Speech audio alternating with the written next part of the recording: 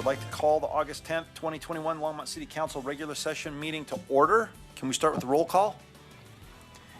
Mayor Bagley. Here. Council members Christensen. Here. Hidalgo Faring. Here. Martin. Here. Peck. Here. Rodriguez. Here. Waters. Here. Mayor of Quorum. All right, let's say the pledge.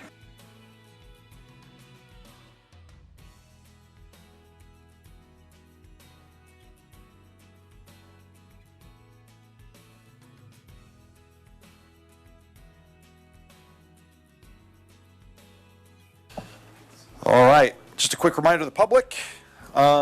Strider is the only person speaking at Public Invited to be Heard that signed up. If anybody else wants on, you need to sign up before. Actually, I don't even see anybody from the public other than two, so, or three. 30% of you have signed up. Do you want to sign up?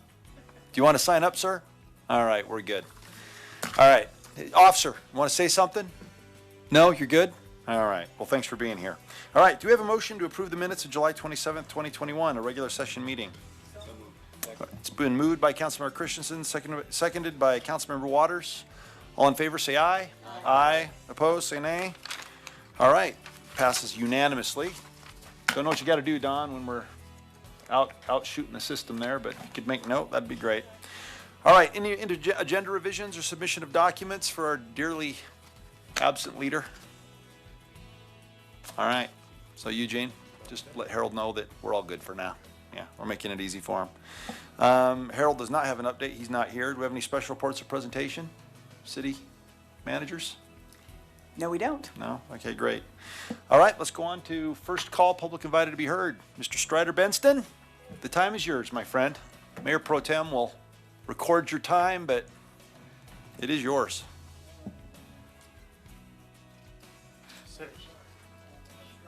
Oh, hold on a second. I can't turn on that mic, so you got to hit the button. Okay. I think I can mute you, but. Strider Benston, 951 West 17th, Longmont. Couple of particulars. I may have mentioned last week my buddy Jimmy Collier, who got me out of jail on my 21st birthday at midnight. His birthday was on the 2nd, and mine's on the 21st, so I didn't realize until years later he's 19 days older than me. There's so much going on now. The Republican Party has almost always called itself the party of smaller local government, but what they're doing from the state level is banning local government and people from keeping their children alive and trying to like have mask or vaccinations in the public schools, especially in Florida and Texas and wherever else they can get that going. You're probably going to see prosecutions of people. The military is going to get vaccine next month. The fires, we finally, after 10 years of having infrastructure week every week, now there's almost a beginning bill that will begin to address some of the infrastructure collapse in this country. That's one of the reasons we've fallen behind 20 or 30 countries in the world in terms of trains and pollution and all kinds of other stuff. Let me just close out. You know, about 15 years ago, one of my first times I ever spoke at council, I mentioned we ought to start rolling in electric vehicles in the city fleet. And here we are, and could have started many years ago, but whatever. This Thursday, the city of Boulder is going to dedicate their city hall building to name it for Penfield Tate. I knew Penn quite well, and I wrote the eulogy for him in the Daily Camera, and just terrific and strong person. you'd always know him by his handlebar mustache. Now, many people have worn those in the last 100 years, and Penn was so cool and merry and wearing that. And he tried to have slow growth, and the developmenters and the environmentalists kind of ganged up on him and said, oh, let's have NIST, let's have all of these outside things as long as it's rich white folks, so we can let, they're our kind of people, we can let them in the city. And that's kind of what you're seeing in the whole governmental thing. I appreciate Longmont. I think you're doing the right attitude in trying to take on what's going on locally. And oh my gosh, thank you much. Let's get rid of the filibuster that was used to prevent lynch law legislation for 100 years, that it was okay to kill people without a trial. Thanks, Mr. Benston. Thank you. Appreciate it. All right, let's go ahead and go on to that'll conclude first call, public invited to be heard. Can we go on to the consent agenda, introduction and reading by title of first reading ordinances? Mayor, item 9A is ordinance 2021-39, a bill for an ordinance making additional appropriations for expenses and liabilities of the city of Longmont for the fiscal year beginning January 1st, 2021. Public hearing and second reading scheduled for August 24th, 2021. 9B is ordinance 2021-40, a bill for an ordinance authorizing the city of Longmont to lease the real property known as Vance Brand Municipal Airport Hangar Parcel H65 to Romeo Charlie LLC. Public hearing and second reading scheduled for August 24th, 2021. 9C is ordinance 2021-41, a bill for an ordinance authorizing the city of Longmont to lease the property known as Vance Brand Municipal Airport Hangar Parcel H66 to Romeo Charlie LLC. Public hearing and second reading scheduled for August 24th, 2021. 9D is resolution 2021-87, a resolution of the Longmont City Council approving the intergovernmental agreement between the city and the United States of America for an airport rescue grant at the Vance Brand Municipal Airport. 9E is resolution 2021-88, a resolution of the Longmont City Council approving a second amendment to the intergovernmental agreement between the city and Boulder County, the city and county of Broomfield, the city of Boulder, the city of Lafayette, the city of Louisville, the town of Erie, and the town of Superior for an expansion of the hazardous materials management facility. 9F is resolution 2021-89, a resolution of the Longmont City Council approving the intergovernmental agreement between the city of Longmont and the Colorado Department of Public Safety for the Emergency Management Performance Grant. 9G is resolution 2021-90, a resolution of the Longmont City Council approving the intergovernmental agreement between the city and Boulder County to conduct and administer the 2021 coordinated election to be held on November 2nd, 2021. 9H is resolution 2021-91, a resolution of the Longmont City Council approving the intergovernmental agreement between the city and Weld County for Weld County to conduct coordinated elections. All right, thank you. We've already been asked to pull 9A. Does anyone have anything else to pull? Councilmember Christensen? No, I was just going to move. Oh, hold on one second. Councilmember Christensen? Okay. It's on now. No, I don't have anything to pull. I was just going to move. We move the consent agenda minus item A. All right, it's been moved by Councilmember Christensen, seconded by Councilmember Waters. All in favor of the consent agenda minus A, say aye. Aye. Opposed, say nay. All right, the consent agenda minus or less A passes unanimously. Let's go on to ordinances on second reading and public hearings on the following matters. 10A, ordinance 2021-37, a bill for an ordinance amending chapter 14.04, sections 14.04.160 and 14.04.170 of the Longmont Municipal Code on system development fees to provide for the redevelopment of single-family homes to multifamily dwelling units. I don't think we have a presentation, do we? All right. It's fairly clear in the packet, I thought. Do we have a motion? Actually, let's go ahead and ask if there's anybody in the public. We're going to go ahead and open it for public hearing at this time. Is there anyone who'd like to speak? All right, seeing no one, we'll go ahead and close the public hearing. Can I have a motion, please? I'll move ordinance 2021-37. Second. All right, it's been moved by Dr. Waters. It was seconded by Councilmember Peck. All in favor of ordinance 10A, say aye. Aye. Opposed, say nay. All right, ordinance 2021-37 passes unanimously. Let's move on to item 10B, ordinance 2021-38, a bill for an ordinance authorizing the city of Longmont to lease the real property known as Vance Brand Municipal Airport Hangar Parcel H21 to Richard A. Hall. And I assume nobody wants to speak because I don't see anybody in the queue. Let's go ahead and open it for public hearing. Would anyone like to speak on this issue? All right, seeing nobody, let's go ahead and close the public hearing. Can we have a motion? Yep, Councilmember Peck, hold on. Thank you. I move ordinance 2021-38. Second. It's been moved by Councilmember Peck and seconded by Councilmember Martin. And I also heard a distant second from Councilmember Hidalgo Ferring. Good job for paying attention and getting in there. But we'll go ahead and third it with you. All right, so all in favor of ordinance 2021-38, say aye. Aye. Opposed, say nay. All right, 10B, ordinance 2021-38 passes unanimously. Let's go back to 9A. Dr. Waters, time's yours. Yeah, Oh, hold on one second. There you go. thanks, Mayor Bagley. I just have a question about the item having to do with the firehouses. So I'm not certain who is the best informant.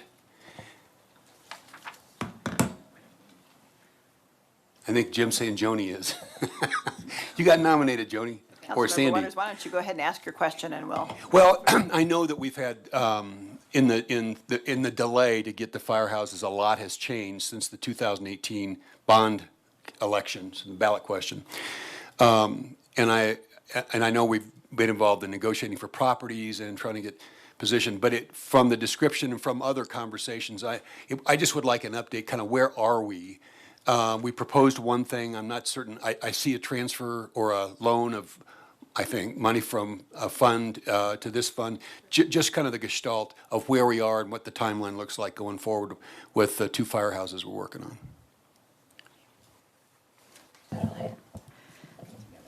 on. Mayor Bagley, Councilmember Waters, so we are currently looking at trying to complete both fire stations as scheduled and looking to add some additional funding through the budgeting process. Right now, we're getting some final construction pricing to do both stations so that we can kind of get a current estimate. As you know, the cost of labor and materials has escalated significantly, so we knew that we had a gap. And I want to say, I think that gap most recently was about $1.5 million. So I believe that Jim and Harold have been able to look at the Public Improvement Fund and some other ways to bridge that gap. And we should have that pricing this week. And the thing that we also have to consider is contractors aren't holding that pricing for very long, so we'll have to act quickly. Yeah. Mayor Bagley, members of council, Jim Golden, Chief Financial Officer. And I'll just supplement what Joni was saying. I think we're not looking for this to be in the next budget process. We are looking to use dollars that we have generated here in 2021 from sales and use tax exceeding its budgeted amounts. And because of the fact that, again, it's out to bid currently, we need this money this year. We can't wait till next year to do this. It's $1.742 million is the estimate that we're working off of that is needed. And as Joni said, it's out to bid, so we'll know what the real number is soon enough. But we need to have this appropriation in place to be able to accept those bids pretty much within 20 days of when we get them. So 2 weeks from tonight, you'll be acting on this on second reading as well as a CIP amendment. Jim, do you remember, you probably do, just what our estimate was at the time of the bond, when the public approved this and whatever that amount of money was, I'd have to go back and reconstruct, but there was a percentage of that was dedicated. This would be cash funding to go along with what we generated from the sale of bonds. This is correct. So I don't have that number. That's all right. I didn't mean to surprise you with it. I just wanted the update, and I thought we were some public discussion about it. Well, Joni showed me about $7.6 million. I certainly can check my own records to make sure, but that's about probably about what we had allotted for the two stations out of the bond issue. As you might recall, we had 3 separate questions. Yeah. And so we have to restrict the use of the funds to those individual questions. So these fire stations more or less stood alone. And so they're unable to look at any of the other funds from the bond that were approved for the other 2 questions. So in turn, we decided, since we have this shortfall, and we wanted to move forward with the project that we thought we should utilize the sales tax that we have currently in the general fund. If there was going to be a year when we had a shortfall in bond revenues and could cash fund, this would be the year, huh? This is the only. Thanks. Yeah, thanks. And I guess the last part of that, in terms of staying on schedule, when would we anticipate the construction moving forward and having people in new digs? So the anticipated start date of the project would be November 1st of this year, with the anticipated completion, Carrie has as July 15th. 2022? Yeah. Very good. Thanks. Thank you. With that, Oh, sorry, hold on. Go ahead. with that, I'll move approval of ordinance 2021-39.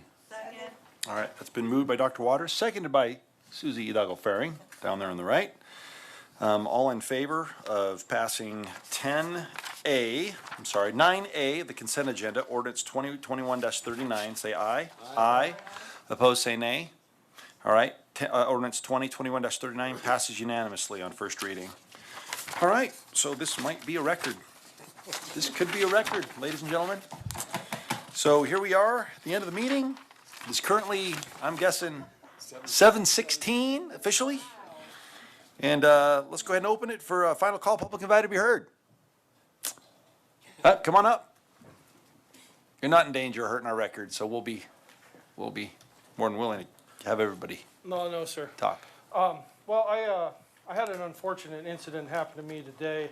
Could you say your name and number Oh, I'm or phone sorry. number? I'm sorry, name and address? My name is Evan Dunn. I live at 2816 Humboldt Place. That's my address. I live here in Longmont. I am currently, unfortunately, residing in my RV had an unfortunate incident happen today where there was a mistake made by the police and code enforcement, where I have both a registered vehicle and a permitted vehicle, and it was towed today. So this impounded both my cat and my other cat, who escaped, apparently is still missing. This has been an ongoing problem for over a year now. I've been victimized pretty heavily in this situation. My friend Curtis DeRuzo, who used to address this council, committed suicide last year over part of this incident and the COVID situation. I inherited his RV and have inherited his stuff with it.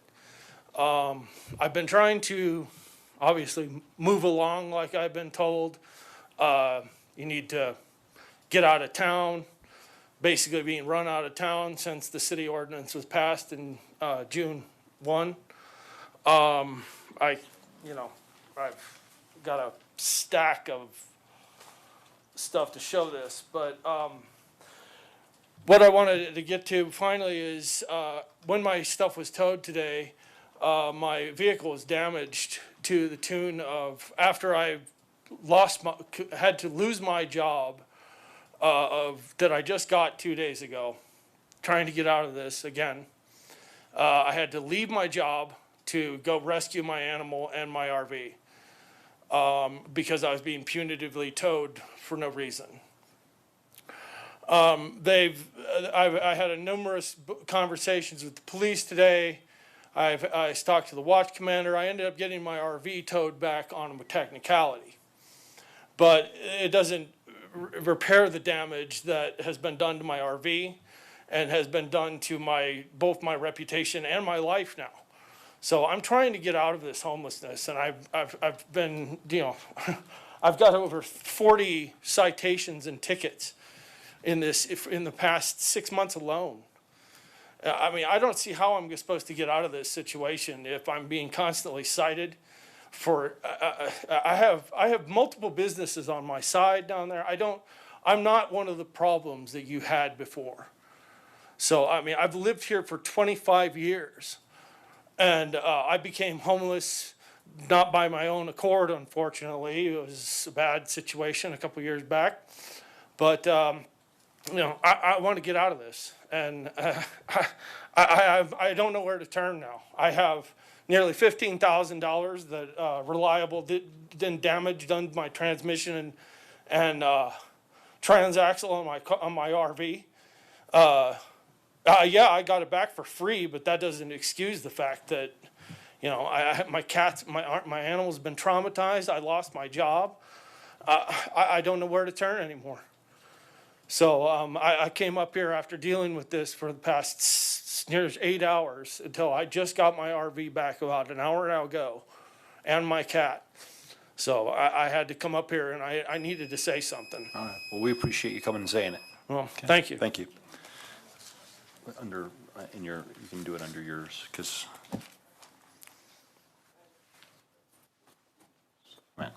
All right, let's go ahead and close. Final call, public invited to be heard, and move on to mayor and council comments. Oh, I'm sorry, Strider Benston, feel free, come on up.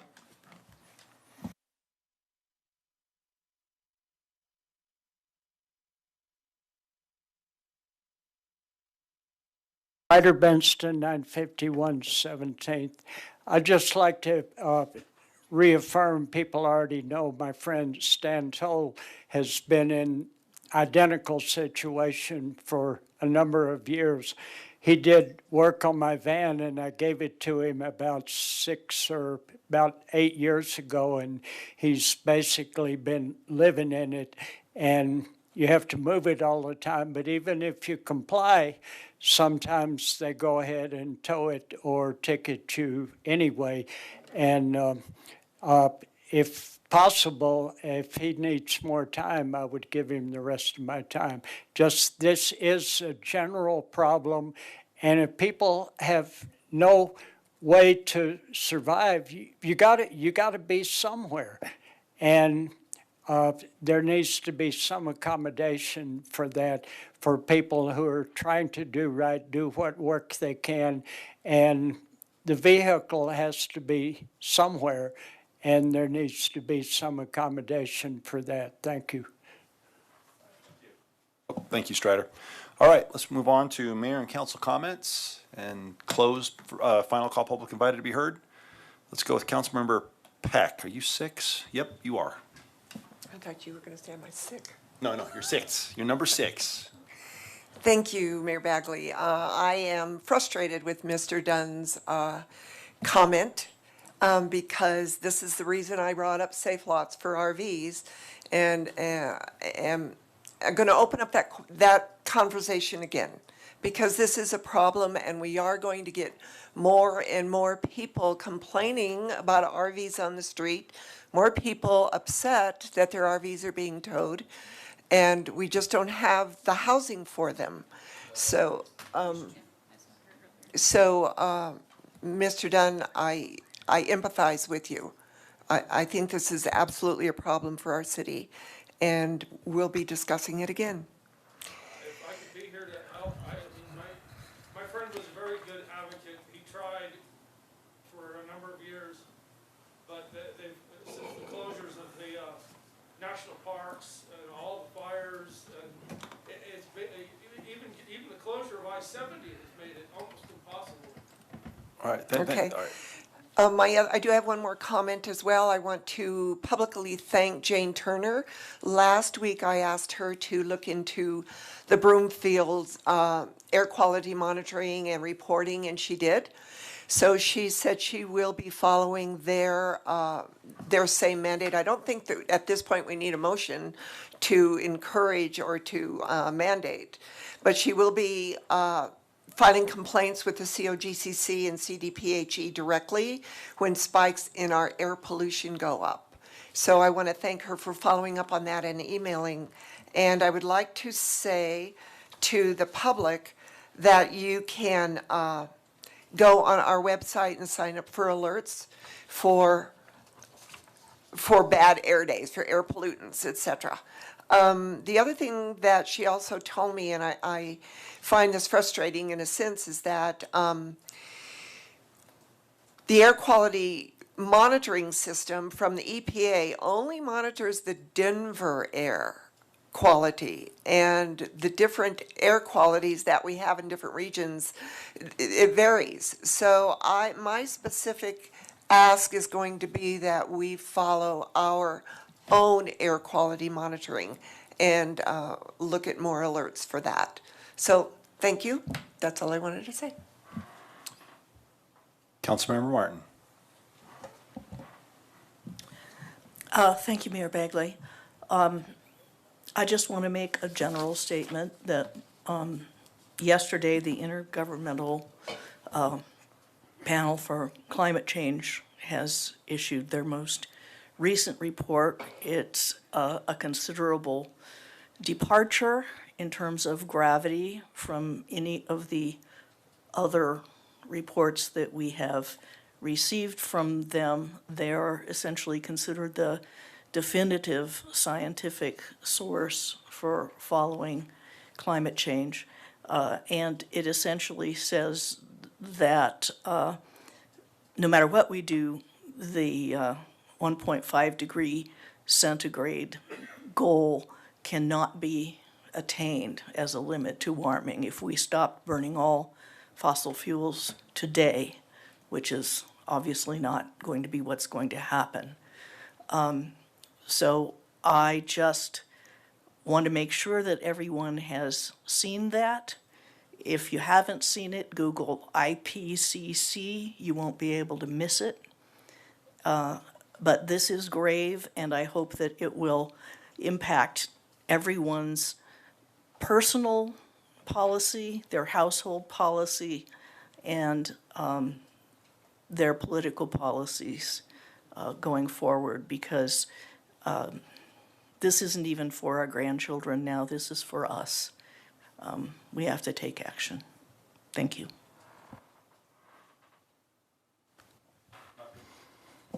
Dr. Waters. Thanks, Mayor Bagley. Staying with the RV ordinance just for another moment. And I don't know, I think, Karen, this is probably a question for you. We passed an ordinance and made a real clear distinction between people in RVs who were there by circumstance as opposed to those who were in living RVs by choice. And the implications for how that was segmented were different, as I recall, and that there was a commitment for those living in RVs by circumstance to expedite to the degree that we could their move into transitional housing and then toward more permanent housing. Am I recalling that correctly? And I went back recently to try to find, you did a really nice job of bringing us a summary of the numbers of RVs and how those segments broke down, and the number of residents in RVs who moved into more permanent housing, and those who chose to either move on or deal with whatever the circumstance or consequences were of not moving on, but living in RVs by choice. Could you just give us an update in what we just heard a few minutes ago about somebody being in an RV by circumstance as opposed to by choice, and what the options are for individuals in that situation? So Mayor and Councilmember Waters, so Karen Roney, Community Services Director. So I do plan to follow up with the gentleman and talk about some of the resources that are available. Because we do, it would be a long summary, but in essence, I don't know the whole summary. But in essence, we do indeed have access to housing resources that we haven't had before. So in terms of what the city has contributed to additional housing resources, we also have additional emergency housing vouchers that have come online through the most recent not CARES Act, but the most recent investment. So there's about almost 70 vouchers that are here countywide. So again, what we would do is reach out to the gentleman and certainly talk about what resources are available for a more stable housing situation. So it certainly doesn't address what Councilmember Peck talked about in terms of safe lots for RVs, and there are access. We do have access to resources for other housing.